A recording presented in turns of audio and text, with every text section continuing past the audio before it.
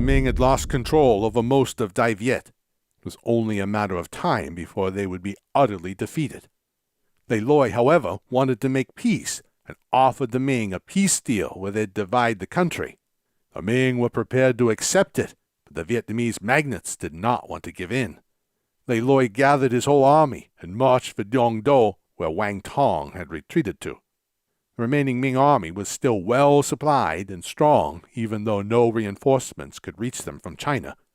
General Wang Tong would not go down without a fight.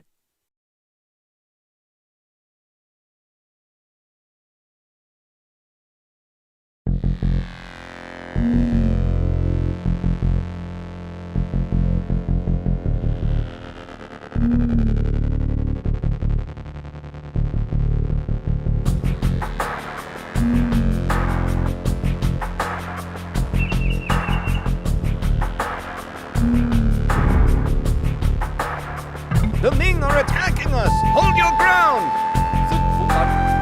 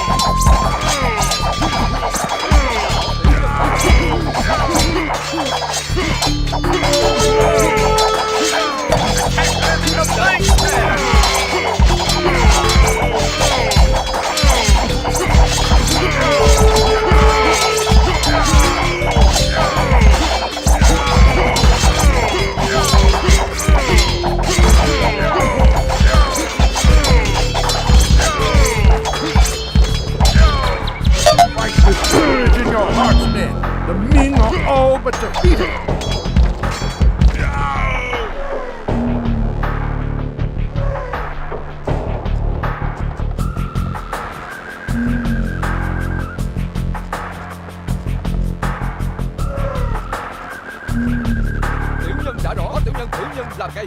Xin tuân lệnh, xin phục mệnh.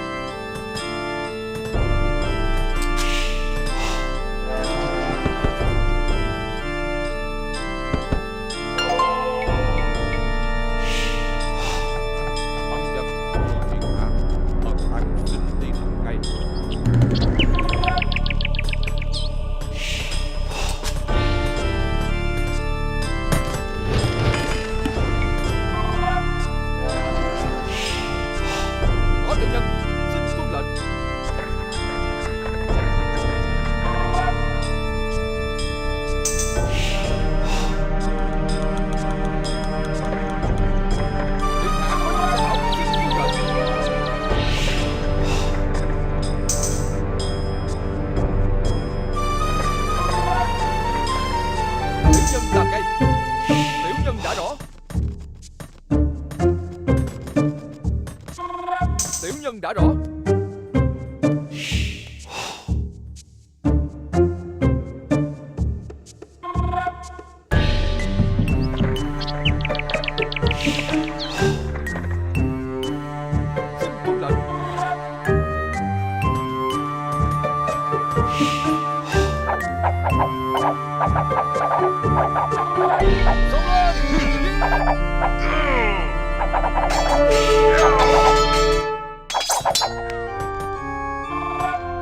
Có tiểu nhân.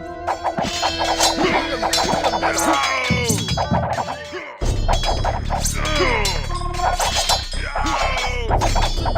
Tiểu nhân làm ngay.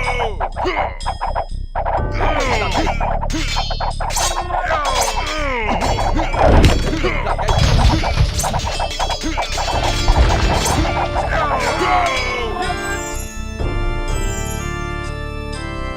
Tiểu nhân làm ngay. Tiểu nhân làm ngay. Tiểu nhân làm ngay.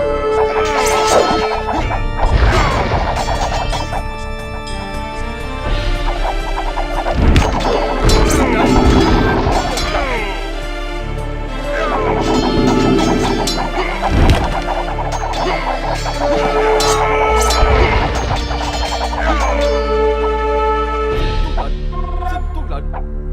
Tiểu nhân làm ngay.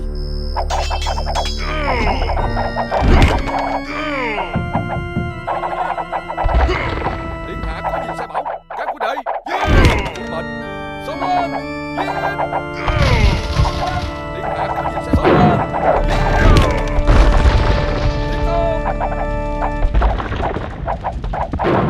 Tiểu nhân làm ngay. Tiểu nhân làm ngay. Tuân lệnh.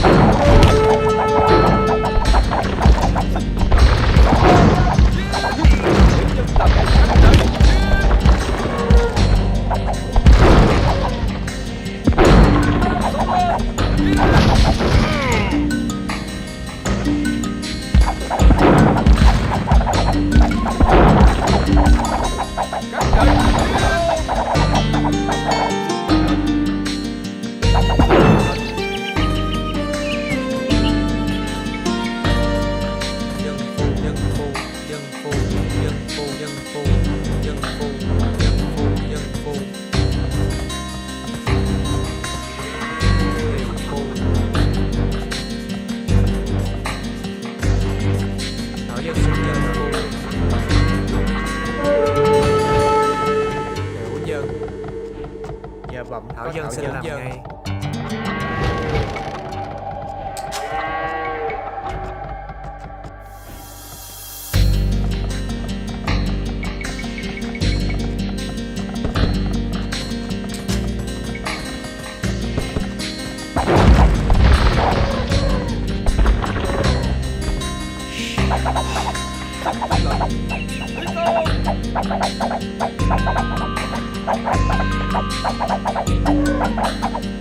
Tiểu nhân đã rõ. Tiểu nhân làm ngay. Tiểu nhân đã rõ.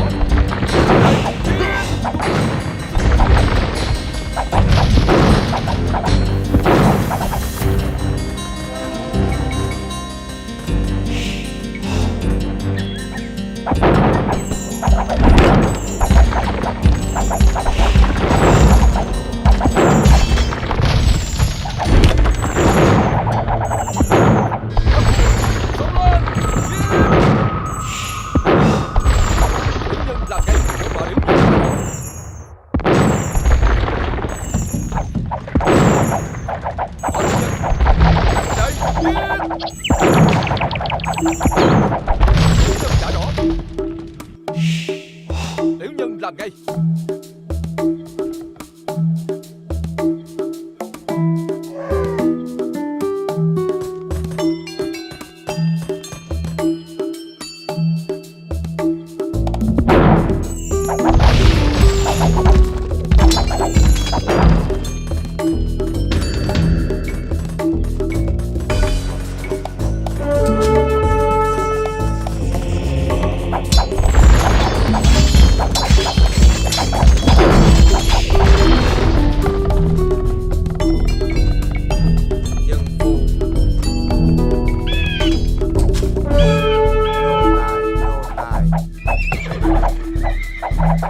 Có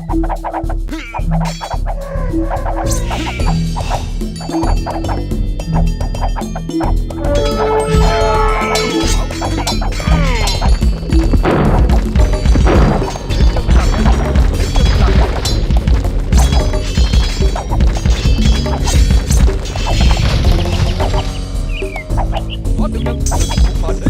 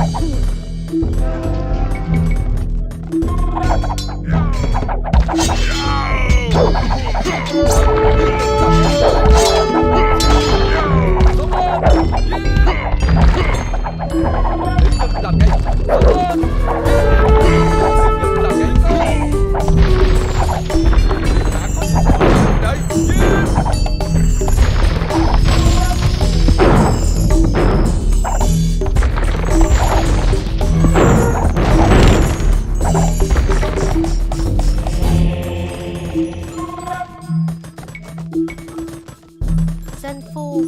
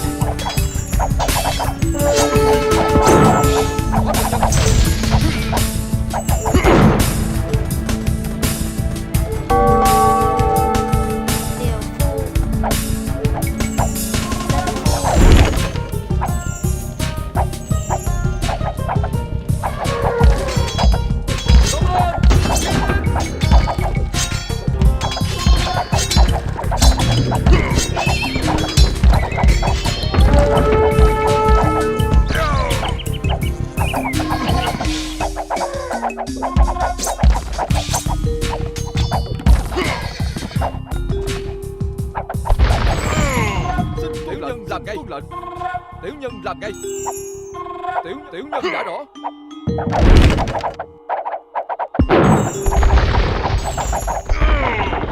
Xin phụng mệnh. Xin tuân lệnh. Có tiểu nhân. Có tiểu nhân làm ngay. Xin phụng mệnh. Xin phụng mệnh. Xin tuân lệnh.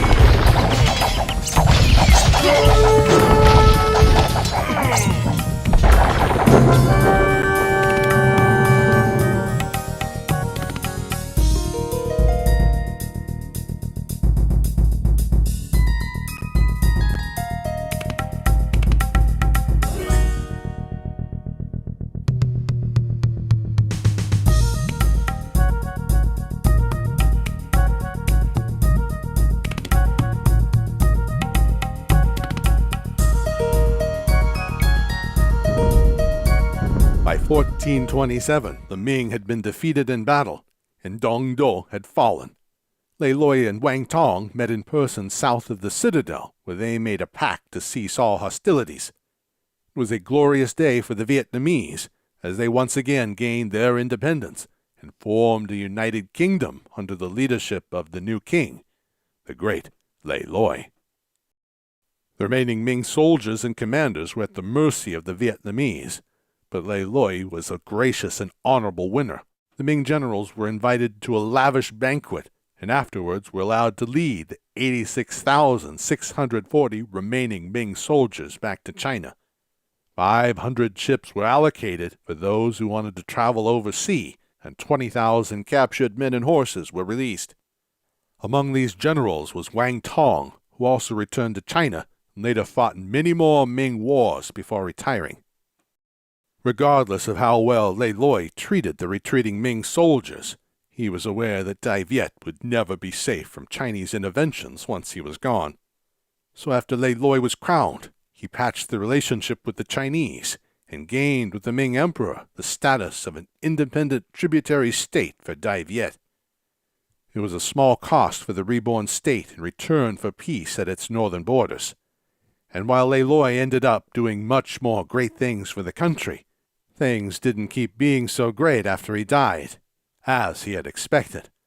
Internal struggles and politics contaminated the Vietnamese court like an infectious disease.